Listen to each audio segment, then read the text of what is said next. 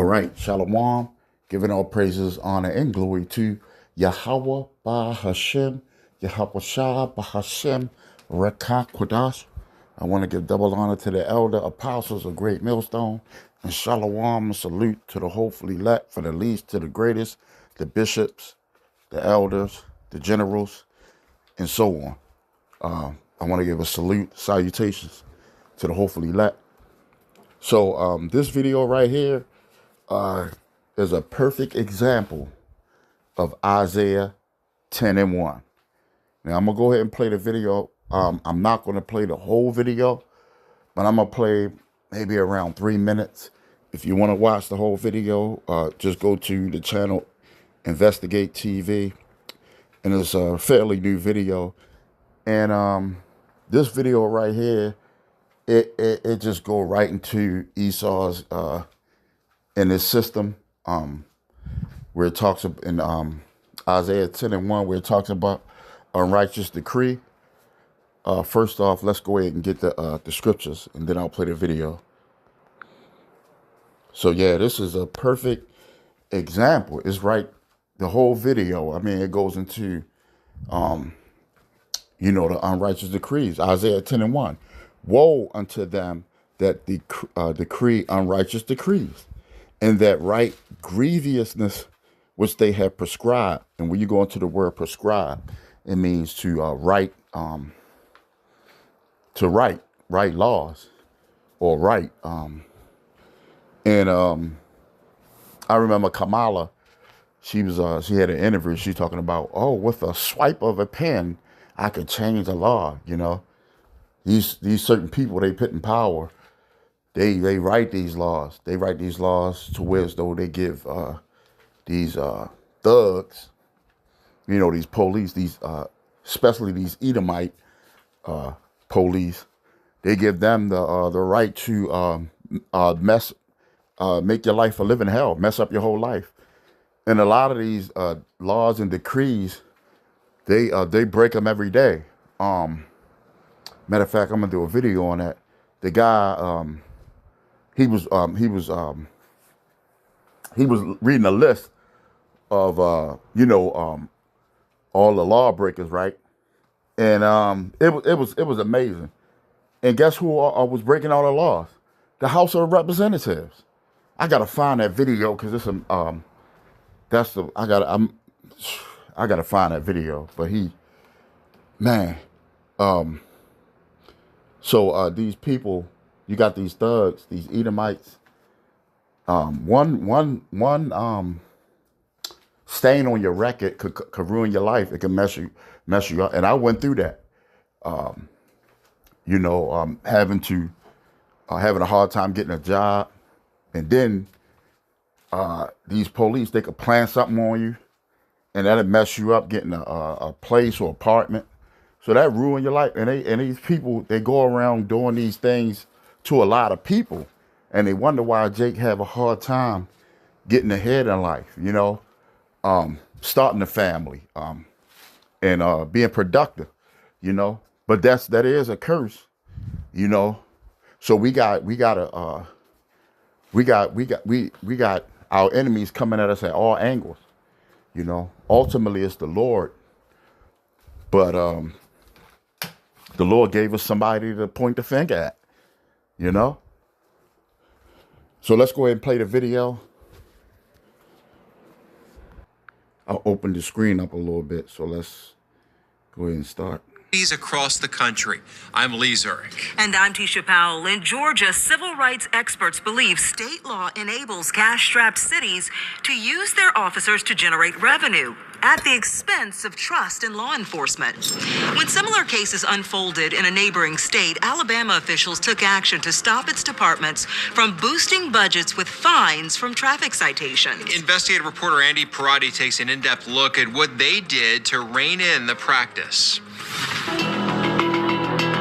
Alarming claims in the town of Brookside, allegations of illegal policing and racial profiling. You want me to explain this to you? Brookside's police chief resigned after allegations of improper and excessive traffic stops and policing. They were literally being tossed out of their cars on the street, vehicles taken, had to walk to safety. We're going to deal with this, brother.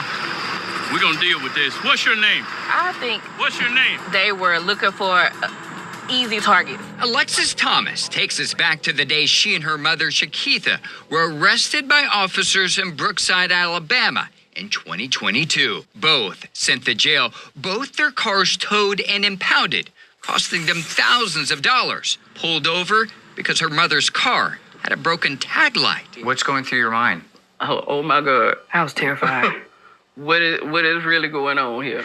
According to a pending class action lawsuit, the city allegedly deployed its police department not to protect the public, but to generate revenue, boosting its budget 640% with fines and forfeitures in 2 years, purchasing this armored vehicle and naming its department's canine Cash. Something's not right. Wandalyn Givan is a member of the Alabama House of Representatives, whose district includes Brookside. After receiving thousands of complaints, she helped pass a new state law 2 years ago, capping the amount of traffic citation revenue cities can collect at 10% of their budgets. Ticket revenue generated above that sent to a state-run crime victims compensation fund. The legislation received bipartisan support in a Republican-led legislature. I had law enforcement agencies literally calling me from across the state of Alabama and throughout the nation to say, listen, we're good cops. We're not bad cops. Those are bad cops. And Brookside was the catalyst for this legislation. Absolutely. Brookside exists everywhere. There's a Brookside in every state. 300 miles away, ticketed drivers share similar outrage about a small police department in Lenox, Georgia, that generates even more revenue from traffic citations. Like they were looking for charges to stack upon us. It's crazy. I mean, they're pulling people over left and right. It definitely seemed like he was coming after me. I was a cash cow. We uncovered nearly 73% of Lenox's budget came from traffic fines in 2022. To put that in perspective, Brookside's fines and forfeitures made up around 49% of its budget before Alabama changed the law. While state law enforcement can revoke speed detection permits if it can prove cities are writing excessive speeding tickets for profit, Georgia does not cap the amount of revenue municipalities can collect from traffic citations. To put it shortly, Georgia state laws incentivize municipalities to use their police departments and their code enforcers to police for profit and for taxation by citation. Jabasitu Ashvili is an attorney with the Institute for Justice. According to this report produced by the civil rights organization, Georgia ranks as the worst state in the country with laws that enable or encourage taxation through citation, largely because municipalities operate their own traffic courts. So this is wholly counterproductive to the notion of police protecting and serving, and instead turns police into revenue collectors for themselves and for the town. We uncovered Lenox is among 17 cities in the state that rely on 25% or more of their budgets from traffic citation revenue, the majority in South Georgia, including Warwick, Morven, and Poland. The tax base for rural Georgia is declining. Attorney Tommy Coleman represents some of those South Georgia cities. Cities and counties in Georgia and other places ought to be able to master of their own destiny. They ought to be able to control their own revenue. And when you look at the numbers, right. Do you think that this impacts trust in law enforcement? Well, I'm sure it does for the people who've gotten the ticket. They are supposed to protect us, serve and protect us. Back in Brookside, Alabama, a judge dropped all of the charges against Shakitha and her daughter, but the damage was already done. It made me really, really not like the police. I'm just gonna be honest. I'm nervous all the time. I was finna say, every time I go anywhere, I'm nervous. I don't want, if a police get behind me, I instantly have to record. A department accused of taking advantage of its authority, impacting trust in law enforcement, something Alabama lawmakers addressed to prevent from happening again, while its neighboring state has yet to take action. We reached out to attorneys representing the city of Brookside, but did not hear back. At least one Georgia lawmaker tells me he wants to find a legislative solution in response to our investigation. So there you go. Those are those unrighteous decrees that they prescribe, you know, and then they make it to where as though you can't even. They could impound your car and make it to where as though you can't even get it back. I was a victim of that, you know, unlawful, what they call it, unlawful seize, you know. So, yeah, there you go. That's something that we have to deal with in the society. But if you get on, you know, the side of the Lord, He will protect you, you know, and you wouldn't have to worry about, you know, things like that, you know, as much as you would, you know, that's you just out there, you know, you don't got any protection. That's where it comes in the book of Ephesians, where it says, I believe it's the 6th chapter, put on the whole armor of the Yahweh Hashem Yahweh Shah, you know.